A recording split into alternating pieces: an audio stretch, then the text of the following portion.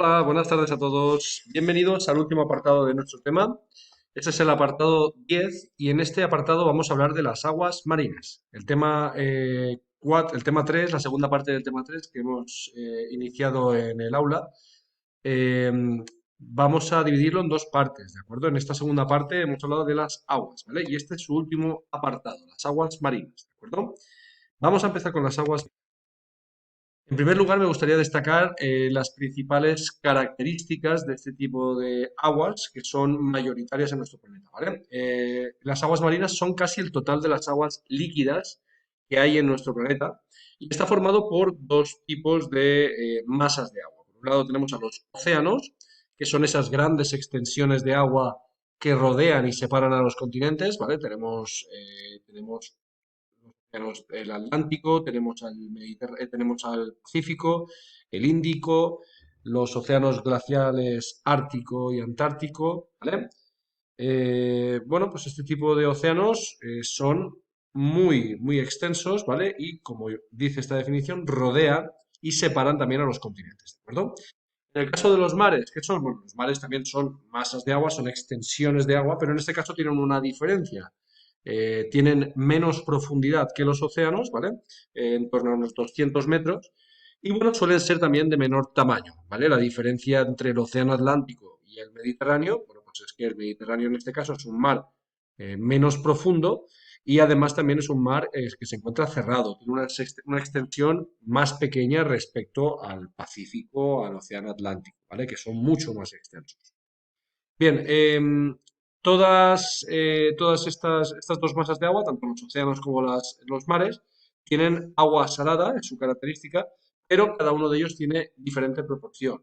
Aquellas zonas, aquellos mares cerrados, con poca profundidad, la evaporación, es decir, el agua se va a calentar más deprisa y eso va a hacer que la cantidad de sal que quede en el agua tenga un contenido en sal mucho mayor, ¿vale? Que la presencia de sal en los mares va a ser mucho más elevada que en los océanos. Los océanos van a ser grandes masas de agua más abiertas, la temperatura va a ser inferior, van a ser más fríos, son más profundos y eso va a hacer que la sal esté menos presente, ¿vale? Bien, vamos a pasar ahora a hablar bueno, de los diferentes movimientos que tenemos en las aguas marinas. Las aguas marinas están en constante movimiento, ¿vale? Y bueno, entre los principales movimientos que se producen en el mar, ¿cuáles son? Bueno, pues en primer lugar, las corrientes, en segundo lugar vamos a hablar de las mareas y en tercer lugar hablaremos de lo que son las olas, ¿vale? Vamos a empezar con las corrientes. Una corriente marina, bueno, pues es un desplazamiento de agua, de una masa de agua, y esta se produce por los océanos. Es decir, a cierta profundidad encontramos que el agua va circulando, va haciendo como unas pequeñas carreteras, ¿vale? Va circulando por el océano, formando lo que se conocen como esas corrientes marinas, ¿vale? Distinguimos dos tipos de corrientes, las corrientes cálidas y las corrientes frías. Las corrientes cálidas, que las tenéis aquí representadas con estas flechas en torno a esta corriente, es mucho más elevada. ¿De acuerdo? En el caso de las aguas frías, que las tenéis representadas con estas flechas azules, bueno, pues es la situación contraria. La temperatura que circunda esta corriente es más elevada. Por lo tanto, esto hace que esa corriente sea considerada fría. Normalmente las corrientes frías van a ir más cercanas a la profundidad, van a ser más profundas y las corrientes cálidas van a circular más cerca de la superficie, más cerca del aire, ¿vale? A una menor profundidad debido a que es agua más caliente, ¿de acuerdo? Estas corrientes, perdonad, estas corrientes, bueno, tienen una enorme influencia en el clima de nuestro planeta y, bueno, son los principales causantes de que, por ejemplo, en esta zona, en la corriente del Golfo, esta corriente cálida que circula por ahí, por el oeste, perdonad, el este del continente americano, bueno, pues es el causante, entre otras muchas cosas, de los huracanes, etcétera. ¿De acuerdo? Vamos a continuar con las mareas. Son las subidas y bajadas del nivel de agua del mar. ¿De acuerdo? Estas vienen provocadas básicamente por la atracción gravitacional que provoca la Luna y el Sol, ¿vale?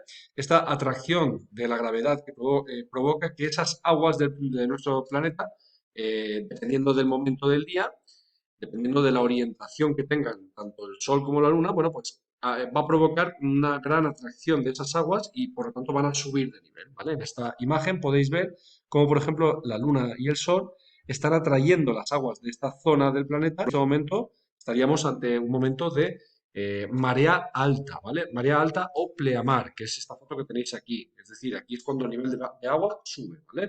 En este momento, en esta circunstancia, el Sol y la Luna están atrayendo el agua, ¿vale? Y eso hace que el nivel del mar suba. Cuando hay menor influencia del Sol y la Luna, se produce el efecto contrario, se produce lo que se conoce como una bajamar, marea baja o bajamar, ¿vale? Es esta foto de la izquierda aquí, en este caso es un momento en el cual el nivel de agua ha bajado, ¿de acuerdo? Otro de los movimientos que se producen en el mar son las olas, ¿de acuerdo? Las olas son movimientos de agua, si las podéis ver aquí, quito yo un poquito, son esas ondulaciones que se producen en la superficie del mar y, bueno, se producen básicamente por el viento, ¿de acuerdo? Estas suben y bajan de manera circular, tal y como podéis ver en estas imágenes, ¿vale? Esta es una ola que tiene esa forma de semicircunferencia, ¿vale? Suben, se alzan al pico y cuando vuelven a caer por efecto de la gravedad, bueno, pues caen haciendo esta que veis aquí, ¿de acuerdo? Y bueno, estas rompen cuando tocan el fondo, ¿de acuerdo? A medida que se van acercando las olas a la orilla del mar, esas olas disminuyen su tamaño, ¿de acuerdo? Bueno, vamos a hablar finalmente de la relación que tenemos, tiene tanta importancia. Bueno, las aguas marinas son vitales para la vida de los seres humanos, ¿vale? Son, entre otras cosas, bueno, pues son una gran fuente de alimento. Del mar los seres humanos obtenemos muchos alimentos, pescado, mariscos, etcétera, ¿de acuerdo? También es una fuente de materias primas. Recordad que cuando hablamos de las materias primas son todos aquellos elementos que obtenemos de la naturaleza y que los humanos utilizamos para crear algo, ¿de acuerdo? Para fabricar cualquier cosa. O para generar energía, también puede ser, ¿vale? En este caso, bueno, pues el mar, ¿cómo se utiliza? Bueno, pues en el mar se puede obtener petróleo y gas, ¿vale? Hay muchas estaciones petrolíferas que se encuentran en plataformas marítimas, ¿vale? Y también, bueno, asociado al petróleo también encontramos el gas natural, ¿de acuerdo? La sal, que se va a explotar en muchas salinas, ¿vale? Aquí cerquita tenemos las salinas de Santa Pola, tenemos un ejemplo de cómo se explota, en este caso, un recurso muy esencial cerca de nosotros, que es el mar Mediterráneo. Y bueno, en el caso de Santa Pola, pues a través de las salinas, la obtención de sal, ¿vale? Y que luego suelen venderla a zonas del interior por ejemplo, para la sal, bueno, la sal para consumo humano o también para el tema de hay alguna gran nevada, bueno, pues normalmente se utiliza esa sal marina para para producir el deshielo de esas placas de hielo que tantas molestias han generado en los últimos años, ¿vale? Otro de los elementos que podemos obtener del mar es, bueno, es energía, ¿vale? El mar proporciona diferentes movimientos, como ya hemos dicho anteriormente, en este caso las mareas o las olas cuyo movimiento puede ser aprovechado para obtener energía, ¿vale? Ese movimiento que podemos ver en esta imagen inferior es una estación de obtención de energía eléctrica. Entiendo que es un prototipo, ¿vale? Pero digamos que lo que hace esta estación energética es aprovechar ese movimiento tanto de las olas como de la marea, ¿de acuerdo? Em, bueno, el mar también es una zona turística, ¿vale? Son zonas turísticas, son zonas que atraen a gente, al turismo, y por lo tanto también proporcionan puestos de trabajo, ¿no?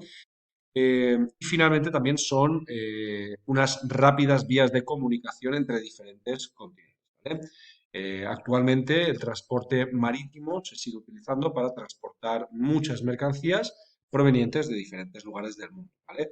De hecho, bueno, pues hace relativamente poco tiempo tuvimos un incidente en el canal de Suez, ya que un transatlántico, bueno, en este caso un carguero, que transportaba muchos contenedores, bueno, pues se quedó encallado en el fondo del mar, en el canal de Suez, ¿vale? Entre el Océano Índico y el mar Mediterráneo. Bueno, este incidente hizo que se generara un embudo, ¿vale? Que muchos de estos barcos se quedaran parados y no pudieran proseguir su marcha. Y bueno, el comercio internacional, el transporte de mercancías se vio muy afectado, ¿vale? Lo cual indica la gran importancia, la gran relevancia que tiene el transporte marítimo en nuestro mundo, ¿de acuerdo? Bueno, pues hasta aquí el vídeo de hoy. Ya hemos acabado la unidad. En la próxima unidad hablaremos de las civilizaciones fluviales de Mesopotamia y Egipto. Nos vemos en clase. Un saludo.